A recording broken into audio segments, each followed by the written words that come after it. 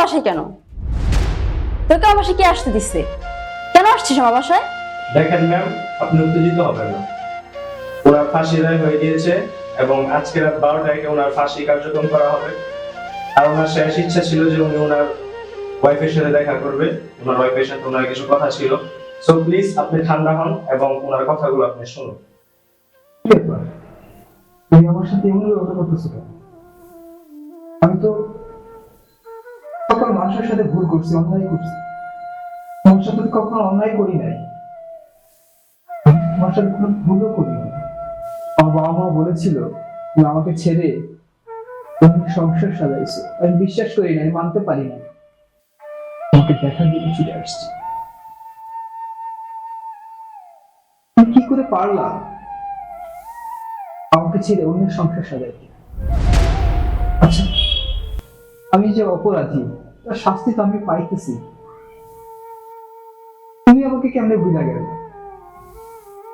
এতদিন যাবৎ আমি জেলখানায়, একটা দিন তুমি আমাকে দেখতেও গেল না।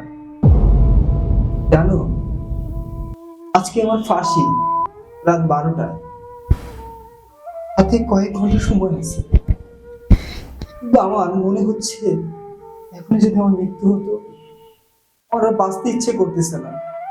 নিঃশ্বাস নিতে অনেক কষ্ট হচ্ছে। যাকে ভালোবেসে বাঁচার স্বপ্ন দেখছি সে যেহেতু আমার নাই, কার জন্য বাঁচবো? কেনই বা বাঁচবো? শেষবারের মতো তোমাকে দেখে মৃত্যুটাকে গলায় জড়াই নিতে চাইছিলাম, শান্তি নিয়ে মরতে চাইছিলাম, কিন্তু দেখো এখন আমার শান্তি হচ্ছে না, আমার নিঃশ্বাস নিতে কষ্ট হচ্ছে।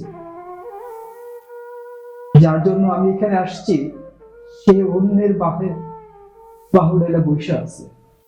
আমি তো তোমার ভালো চাই, সেটা আমার সাথেই হোক বা অন্য কারোর সাথে। তুমি ভালো থেকো, আর পারলে নামাজে আমার জন্য একটু দোয়া করো।